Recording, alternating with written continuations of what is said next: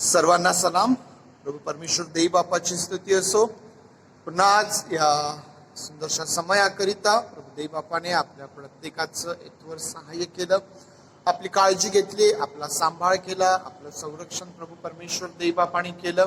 आणि पुन्हा एक वार ही सुंदर संधी त्याने आपल्या प्रत्येकाला दिलेली आहे. त्याच्या वचनांवर मनन करून आपलं लक्ष त्याच्याकडे लावून त्याच्या सहवासामध्ये, त्याच्या उपस्थितीमध्ये वेळ घालवीत परमेश्वर देव बापाच्या उपस्थितीमध्ये असणारे, त्याच्या सहवासामध्ये असणारे आशीर्वाद प्राप्त करून घेण्याचे. आणि म्हणून पवित्र देव बापाला सर्व मान महिमा गौरव देत त्याचे आभार मानित आपल्या डिवोशनला आपण सुरुवात करूया. बुधवारला आपण नीतिसूत्रे 16 यामधून परमेश्वर देव बापाविषयी पाहिलं की आमचा परमेश्वर जो आहे तो जिव्हेने उत्तर देणारा परमेश्वर आहे, तो आत्मे तोलून पाहणारा परमेश्वर आहे आणि तो आमचे बेत सिद्धीस नेणारा परमेश्वर आहे. त्यांनो या सगळ्यांचा जो सार आम्हाला त्या ठिकाणी प्राप्त होतो तो म्हणजे हा की आमची कार्यसिद्धी करणारा परमेश्वर आहे. आणि कार्यसिद्धी होण्याकरिता, यश प्राप्ती होण्याकरिता, जीवनामध्ये मोठा विजय प्राप्त होण्याकरिता, आमच्या जीवनामध्ये जे अपयशाचे अनुभव आहेत, आमच्या जीवनामध्ये अपयशामुळे जी निराशा आहे, या गोष्टी आमच्या जीवनातून दूर होऊन आम्हाला जर यश हवं आहे, आम्हाला जर विजय हवा आहे, तर आमच्यासाठी फार महत्वाचं आहे की आम्ही परमेश्वराची मर्जी पहिल्याने संपादन करून घ्यावी.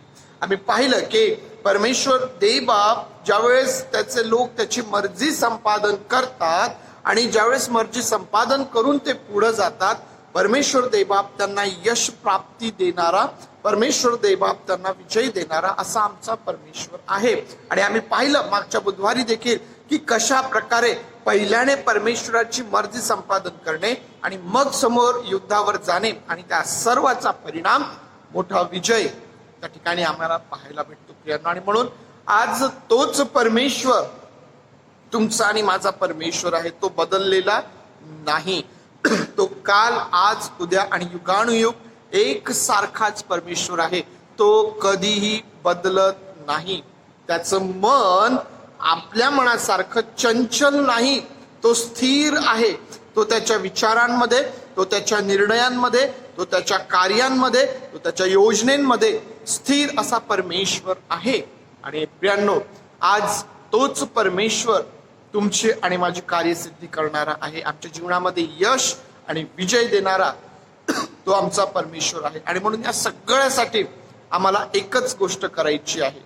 आम्हाला आमच्या जीवनामध्ये परमेश्वर देवबापाची मर्जी संपादन करायची असते.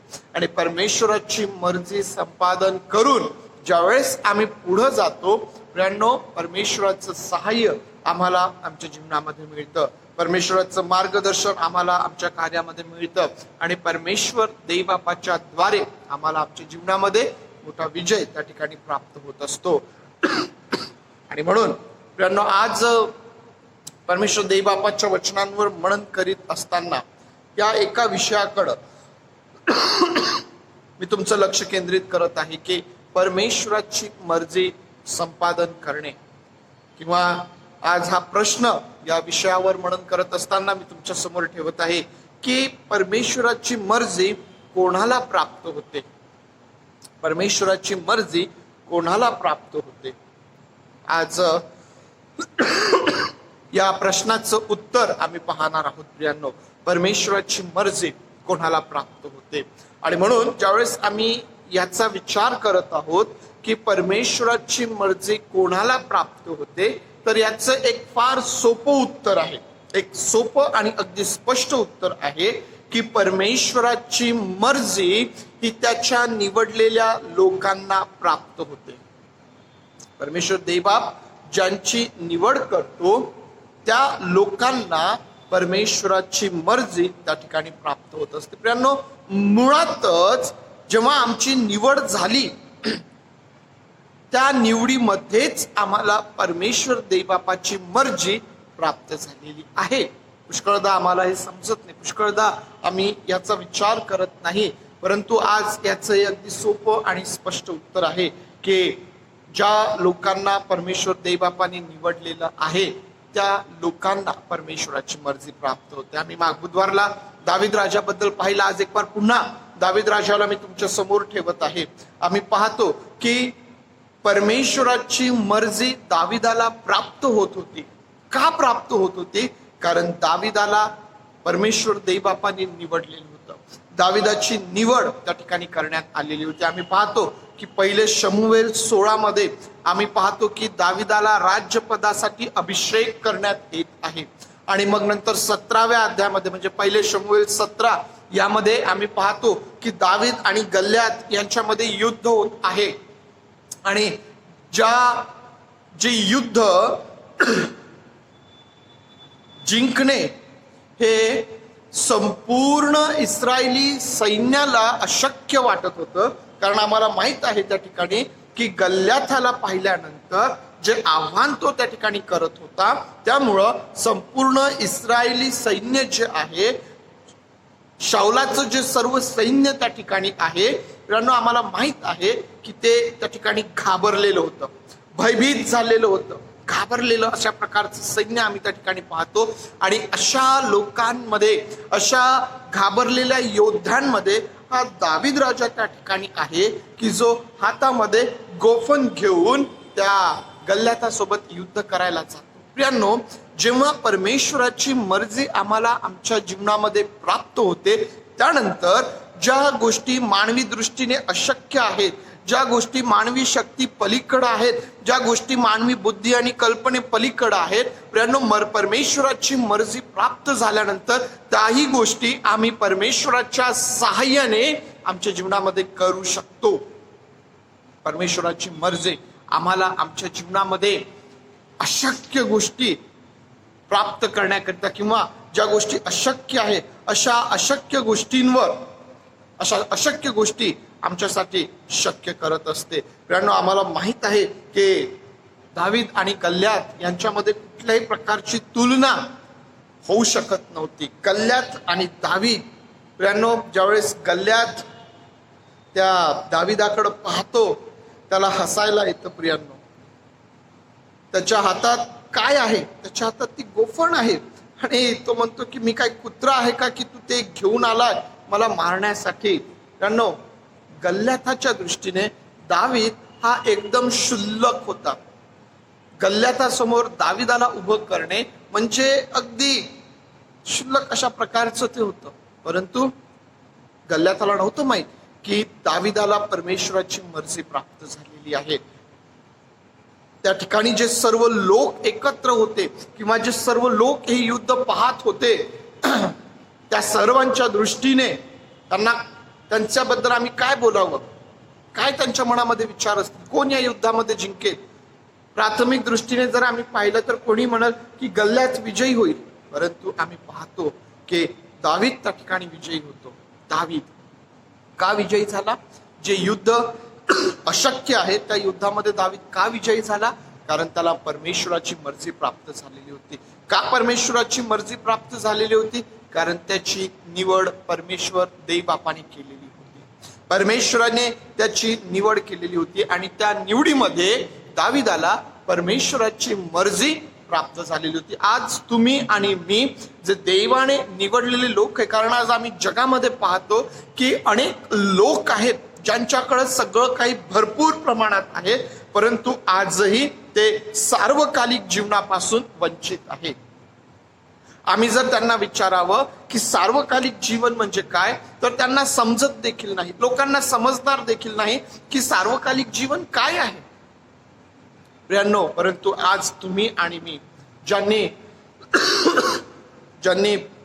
ज्यांच्यावर त्या परमेश्वर देवबापाने कृपा केलेली आहे, ज्यांची निवड परमेश्वर देवबापाने केलेली आहे, आज तुम्हाला आणि मला, आज देवाच्या लोकांना हे कळतं सार्वकालिक जीवन काय आहे. आम्हाला कळतं. आम्ही ज्यावेळेस आमच्या स्वतःकडे पाहतो आणि आम्ही जगाकडे पाहतो तर आम्हाला हे लक्षात येतं की मला परमेश्वराची मर्जी प्राप्त झालीये, कारण देवाने माझी निवड केलेली आहे.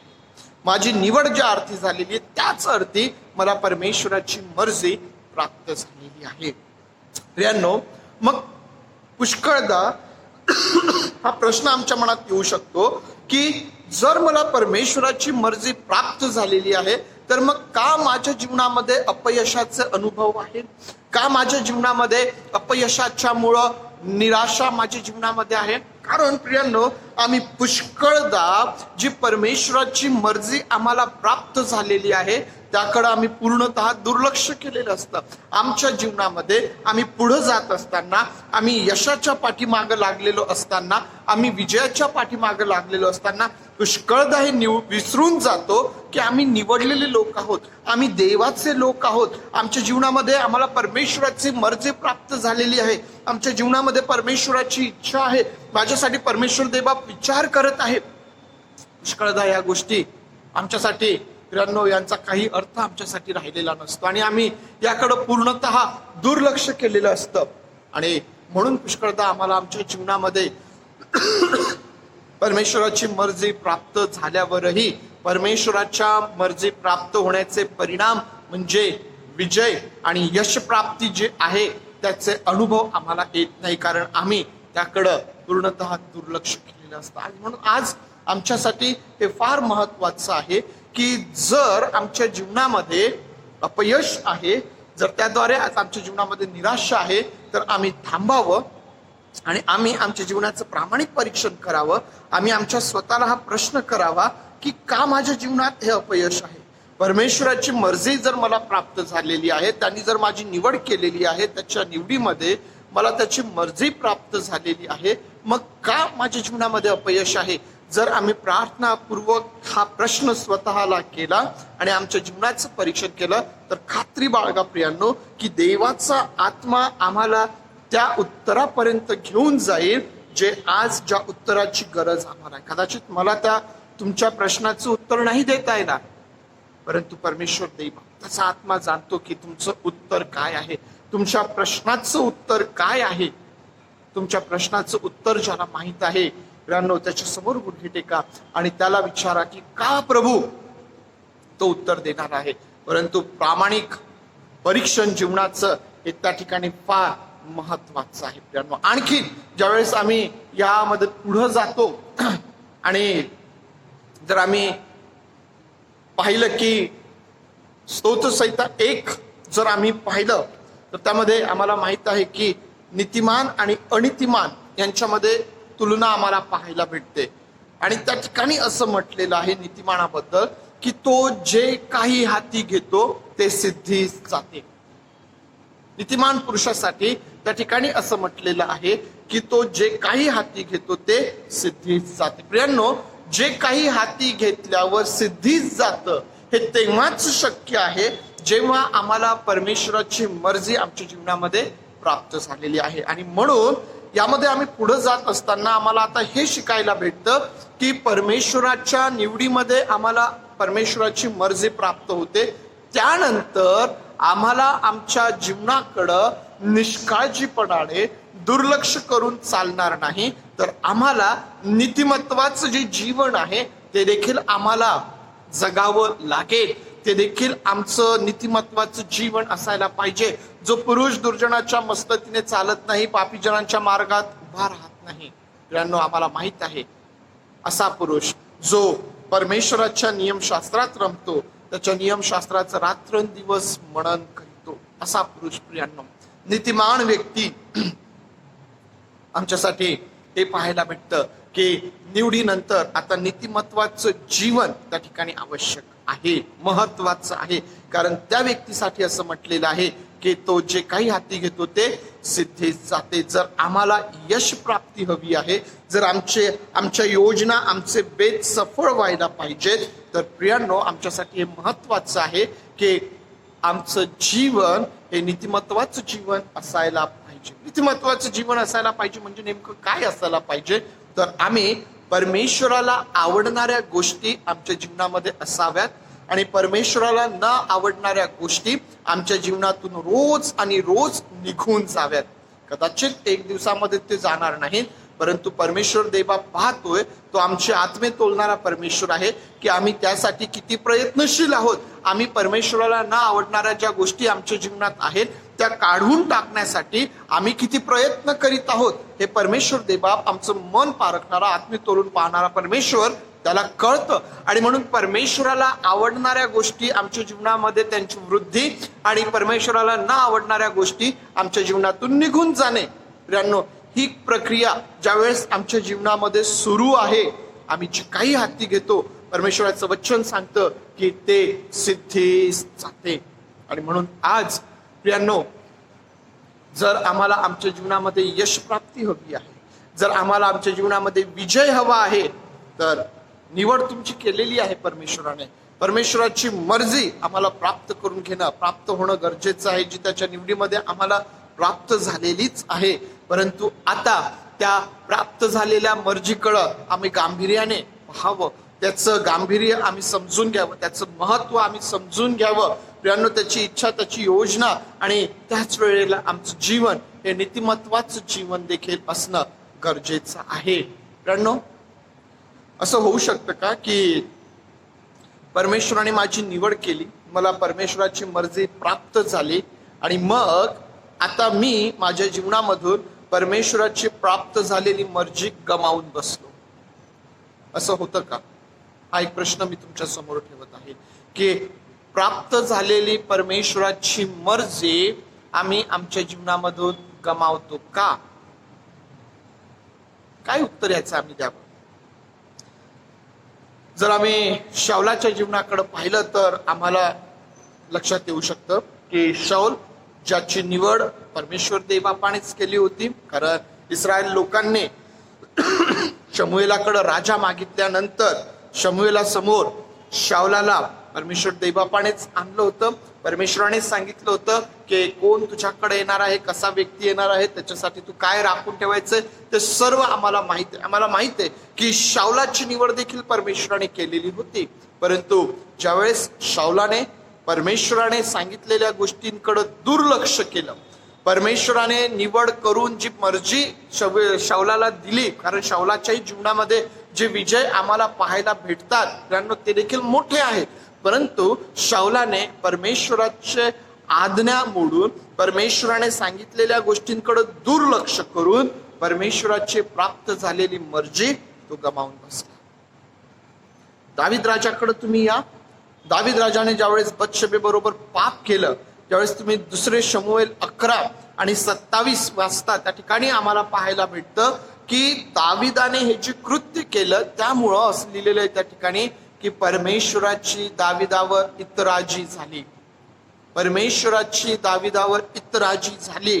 परंतु दाविदाच्या बाबतीत आम्ही पाहतो की त्याने जो पश्चाताप केला, त्या पश्चातापामुळं आम्हाला पाहायला भेटतं की परमेश्वराने दाविदाला आशीर्वादित केलं. आम्ही पाहतो की जे पाप दाविदाने केलं त्याचा परिणाम त्याच्या घराण्यामध्ये आम्हाला दिसून येतो, परंतु परमेश्वराने दाविदाचं सहाय्य केलं.